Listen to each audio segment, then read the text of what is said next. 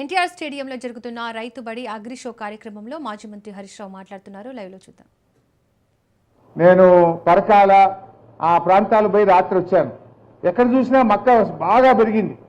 ఏంటి ఇంత పెరిగింది మొక్కజొన్న అంటే, సారి దిగుబడి బాగా వస్తుంది, 35-40 క్వింటాలు వస్తుందని చాలా మంది రైతులు ఈసారి మక్క పెట్టారు.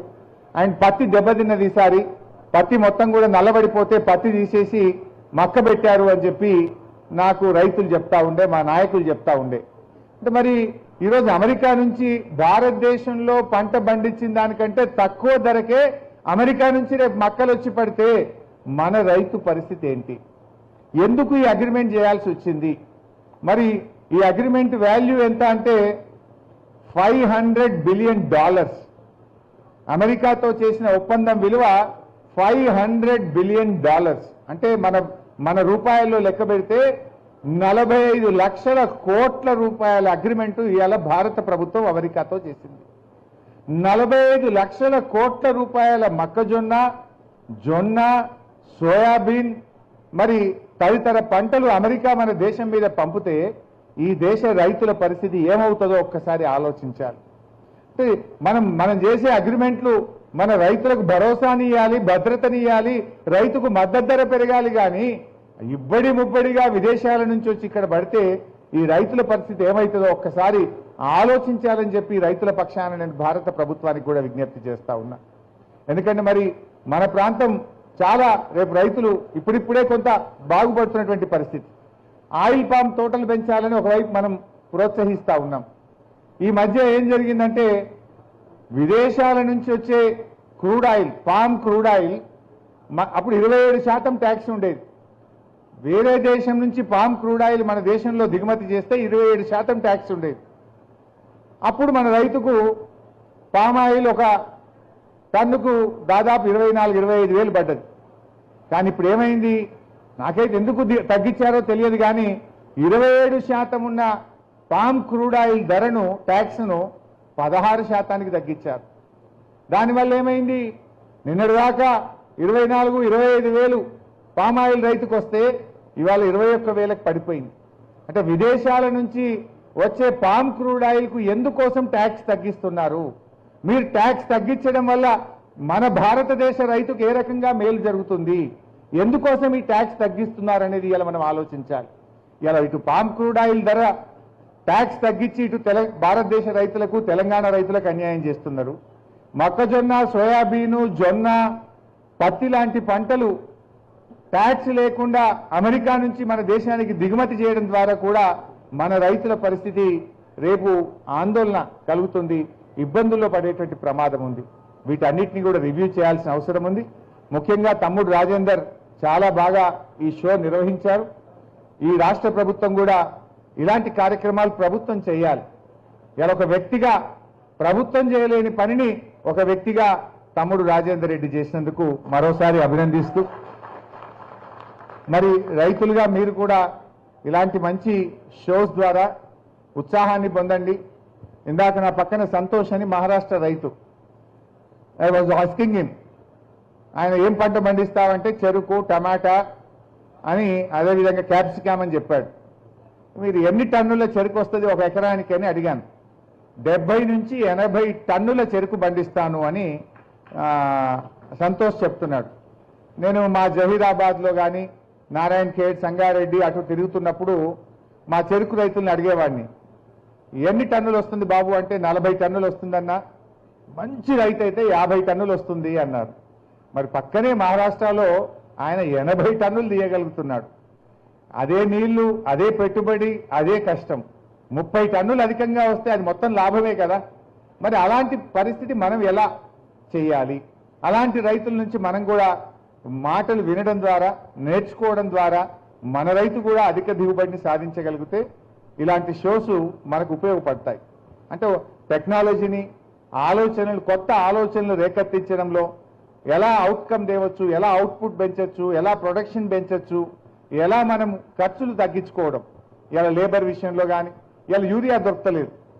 యూరియా దొరకక నేను చూస్తున్న ఈ మధ్యలో గ్రామాల్లో పోతే అంతా డ్రోన్సే కనబడుతున్నాయి. ఏందబ్బా ఇవాళ కొత్తగా డ్రోన్స్ వచ్చినాయంటే, అన్న ఈ యూరియా దొరకలేదు కనుక లిక్విడ్ యూరియాని తెచ్చి డ్రోన్ ద్వారా రైతులు చల్లే ప్రయత్నం చేస్తున్నారు. కాకపోతే ఎలా ఉన్నాయి రిజల్ట్స్ అంటే ఆ యూరియా చల్లినంత అయితే అనిపిస్తలేదన్న, ఇక దొరకలేదు కనుక ఇట్లా కొడుతున్నాము అంటున్నారు. ఆ డ్రోన్ కాస్ట్ ఎంత? ఒక గంటకు 500,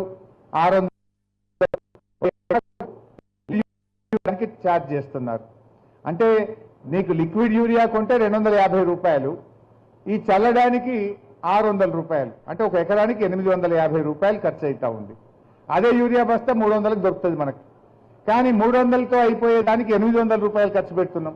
2 బస్తాలన్నా 600 రూపాయలు. ఆ యూరియా దొరకకపోవడం వల్ల లిక్విడ్ యూరియా కొడితే 300, 400 రైతు మీద భారం పెరుగుతూ ఉన్నది. భారం పెరగడమే కాదు, ఆ దిగుబడి కూడా ఈ ఫిజికల్గా యూరియా చల్లితే మొక్కను బట్టి చల్లుతాడు. జర బక్కగున్నదనుకో 2 రాళ్ళు ఎక్కువ వేస్తాడు, మొక్క బలంగా ఉన్నదనుకో 2 రాళ్ళు తక్కువ వేస్తాడు, అందాజ మిక్కలు చల్లుకుంటాడు. కానీ డ్రోన్తో కొట్టే ఏమవుతుంది, అది నీ కంట్రోల్లో ఉండదు, అంతా సమానంగా పడుతూ ఉంటుంది. సో ఆ ప్రాబ్లమ్స్ ఉన్నాయి, ప్రాక్టికల్ ప్రాబ్లమ్స్, ఫీల్డ్లో ఉండేటువంటి చాలా ప్రాబ్లమ్స్ కూడా ఉన్నాయి. ఈ యాప్ గొడవలు చాలా ఎక్కువైతున్నాయి. ఇందాక ఒక రైతు నాకు కలిశాడు, ఏమంటున్నాడంటే ఆయన మహబూబాబాద్ జిల్లా ఇక్కడే కలిశాడు. అన్న నేను 4 ఎకరాలు వరేశాను, నాకు పాస్బుక్ లేదు, పాస్బుక్ లేకపోవడం వల్ల నాకు యూరియా దొరకలేదు, నా పరిస్థితి ఏంటి అని నన్ను ప్రశ్నిస్తా ఉన్నాడు అతను. మరి పాస్బుక్ ఉంటేనే యాప్ పెట్టాడు, పాస్బుక్ ఉంటేనే 2 సంచులు ఇస్తా ఎకరానికి అంటుండు. మరి ఏం చేస్తున్నారో తమ్మి, మరి ఎట్లా తీస్తున్నావు, మరి పాస్బుక్ లేదు కదా అంటే ఏం చేయమంటావన్నా, బ్లాక్లో కొనుక్కుంటున్నా, బ్లాక్లో కొనుక్కొని ఏదో తెచ్చి వేసుకుంటున్నా, 600కి 700కి సంచి తెచ్చుకుంటున్నా అంటుండు. ఇవన్నీ ఆలోచించాలి ప్రభుత్వం. యాప్ పెట్టేటప్పుడు మరి పాస్బుక్లు ఇప్పుడు 8 నెలలు అయింది, కొత్త పాస్బుక్లు రావట్లేదు ఈ రాష్ట్రంలో. ఎవరైనా భూమి కొనుక్కుంటే కొత్త పాస్బుక్ రాక 8 నెలలు అయింది. కొంతమంది బంచరాయి భూములు, అసైన్డ్ భూములు, ఇలాంటి భూములు కూడా ఎన్ని లక్షల ఎకరాల్లో సాగు చేస్తూ ఉన్నారు. అలాంటి వాళ్ళకు కూడా చాలా మందికి పాస్బుక్ లేవు. యాప్ పెట్టి పాస్బుక్ లేదనే పేరిట రైతులకు కూడా కొంత ఇబ్బంది కలుగుతూ ఉంది. ఇవన్నీ విషయాలను రైతు కోణంలో ఇవాళ ప్రభుత్వాలు ఆలోచించాల్సిన అవసరం ఉంది. మరి ఫిబ్రవరి 21వ తేదీ వచ్చింది, ఇంకా రైతు బంధు డబ్బులు పడలేదు. సకాలంలో రైతు బంధు కూడా అందించాలని కూడా నేను ఈ సందర్భంగా ప్రభుత్వాన్ని కోరుతూ, సరే ఏది ఏమైనా తప్పకుండా రైతుల మనసుల్లో ఏముందో రైతులతో ఇంటరాక్ట్ అయినప్పుడు చాలా విషయాలు మాకు కూడా తెలుస్తూ ఉన్నాయి.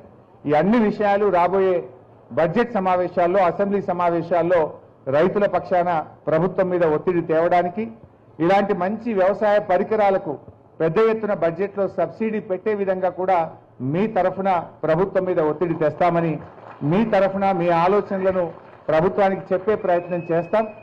ఏది ఏమైనా ఇలాంటి అగ్రి షోస్ తమ్ముడు నెక్స్ట్ ఇయర్ ఇంకా పెద్దగా పెడతాను, 5 రోజుల పాటు పెడతానన్నాడు. I congratulate him.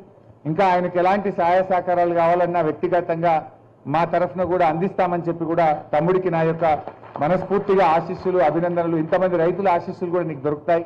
నువ్వు ఒక మంచి ప్రయత్నం చేసినావు, అంటే మంచిని ప్రచారం చేస్తున్నాడు. రాజేందర్ చేస్తుందల్లా ఒక ఉత్తమ రైతు యొక్క విషయాలను అందరూ రైతులకు తెలియజేసే ప్రయత్నం చేస్తున్నాడు. రైతులకంటూ ఒక ప్లాట్ఫామ్ లేదు, రైతులకు ఒక యూనియన్ సంఘం ఉండదు. అందరికీ సంఘం ఉంటుంది, పాత కాయిదాలు ఏరుకుంటూ అనుకుంటుంది, పాత సీసాలు ఏరుకుంటూ అనుకుంటుంది, ఉద్యోగులకు ఉంటుంది, ఎమ్మెల్యేలకు ఉంటుంది, జర్నలిస్టులకు ఉంటుంది, సర్పంచ్లకు ఉంటుంది, ఎంపీటీసీలకు సంఘం ఉంటుంది, కానీ రైతులకు సంఘం లేదు పాపం. ఆ రైతులను సంఘటితం చేస్తున్నాడు రాజేందర్ రెడ్డి.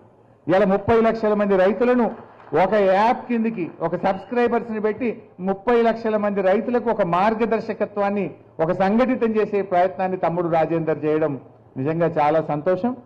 ఆయన చేసే ఒక ప్రయత్నంలో కొన్ని వేలాది మంది రైతు కుటుంబాలు బాగుపడుతున్నాయి. వేలాది మంది రైతులు ఎన్నో కొత్త విషయాలను తెలుసుకొని చక్కగా ముందుకు పోతా ఉన్నారు. ఆయనను మనసారా దీవిస్తూ అభినందిస్తూ మీ అందరికీ నమస్కారం. జై హింద్, జై కిసాన్, జై తెలంగాణ. థ్యాంక్ యూ సార్, మా కోసం విలువైన సమయాన్ని కేటాయించి విలువైన సందేశాన్ని అందించారు. మనం ఏ కార్యక్రమం చేస్తున్నాం